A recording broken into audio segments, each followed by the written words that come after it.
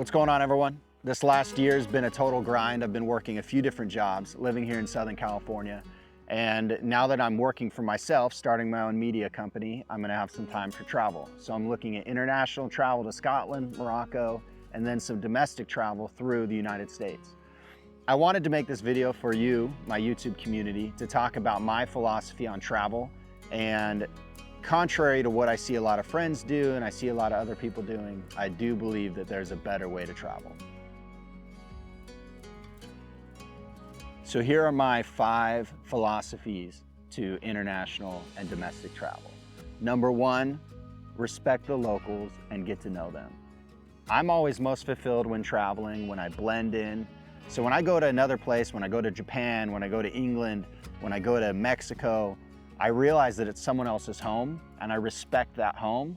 Also, I make the effort to get to know the locals, and it's been just awesome for me that way. Whenever I travel, I distance myself from tourists and I spend more time with the locals. A good example is I was on the north side of Okinawa in Japan at some Japanese ruins. I met this amazing couple there. The man was a photographer, so we bonded over photography. I got these portraits of them. It was during the height of COVID, and I don't know, it was a great experience to meet them, connect with them, get their email. We've emailed back and forth. Another example I'd say is in the Galapagos Islands. I had so many amazing experiences because I got to know the locals. They took me to their secret spots. They took me surfing. And again, if I would have just been hanging out with tourists, wouldn't have made those connections. So first one, respect the locals and get to know them. Number 2 is to have local experiences. Everywhere you go, there's a tourist roadmap and there's the local roadmap. I promise you that seeking for those local experiences are gonna be more fulfilling. They're gonna put you out of your comfort zone, so you're gonna grow. They're gonna be more memorable. An example is in Puerto Escondido, there's a few major waves, surf waves, right there in the town. They're way overblown with tourists. So I met a man named Jesus. I was able to work out a negotiation where I paid him a little bit to take me on a trip. He took me down south in Mexico and I surfed a few waves for a few days, just me. And it was unbelievable. So that's an example. Another example is on the Galapagos Islands. You can eat the tourist meal for $25. You can go one street more inland and you can meet with the locals. And when I was on Isabella Island, every day I ate at the same place, this family-owned local shop where they had a grill and it was beef, plantains, beans, rice. It was only $5. And it was just such an amazing experience. And so that's my second thing. Wherever you go, look for the local experience if you can, and it'll be more authentic and more fulfilling than just whatever tourist trap exists there on the island. Point number 3, invest in a big experience that gets you out of your comfort zone. Riding camels in the Sahara, walking the Great Wall of China, swimming with sharks. Wherever you're going to travel, there's gonna be the low-key, relaxed route, which I know there are trips for that, but there's also gonna be the over-the-top, amazing experiences that might put you a little bit out of your comfort zone. I urge everybody who travels to do at least one of the latter.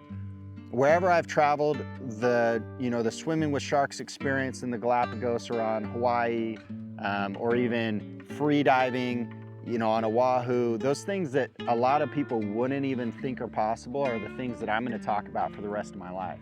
There's obviously different levels of that, but I always urge someone to go for at least one big show-stopping experience.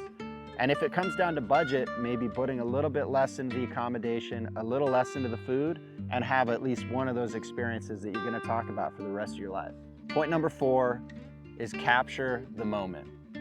I know that that's kind of like a cheesy photographer meme that you see on social media to capture everything, but I do think, and I do urge anyone that travels to bring a camera, take out their cell phone, and capture what they can to remember the experience. I think it's fun to share with family and friends when you get back, and it's most fun to be able to reflect back on it, maybe a year down the road when things are rough, just to remember how great life can be, and also to motivate you to get back out and travel again. So 4 is to capture what you can, capture everything.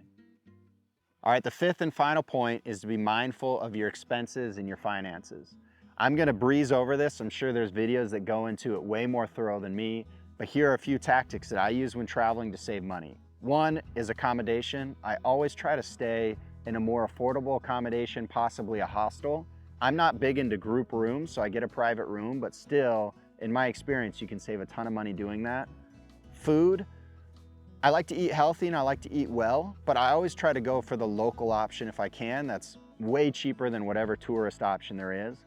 And I'm also open to getting groceries, going to a local store, saving money that way. Flights, when possible, I'll do one-way flights in order to connect cities. I'll also stay in areas longer to get more of my money's worth. Maybe I'll stay there for 8 days rather than 4 or 5. Also, I'll use points when I can. The Amex Delta card, a lot of these cards, if you do 2,000 to 3,000 purchases or dollars worth of purchase in the first few months, you get enough points to fly almost anywhere in the world. And then the fourth thing, or fifth thing, I don't know which number I'm on, but the last thing is that you probably don't need that gear to go on your trip. Whenever someone's going to travel, they think that they need that new bag, they need that new, XYZ to make it happen. I'd say you probably don't. And just be mindful of your money, budget it all out.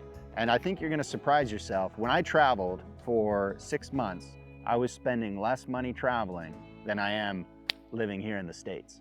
So I think travel is very possible if you're just intentional, plan out ahead, and you're smart about it. All right, to recap, here's the 5 points. 1, respect the locals and learn about them. 2, have local experiences. 3, plan a few activities that are out of your comfort zone. 4, capture everything. And 5, be mindful of your finances. I made a deep dive video on my trip to Brazil and Galapagos if you're interested in checking those out. I know this was pretty surface level, but I just want to wrap it up by saying I'm passionate about traveling. If you're debating going on that trip, go on it. If you have specific questions for me, please let me know. Hopefully I can make more travel videos here throughout this year. And yeah, please subscribe. I really do love traveling, and I hope that this channel can provide some value through travel and then also photo, video, and we can experience some of these things together. So thanks for watching.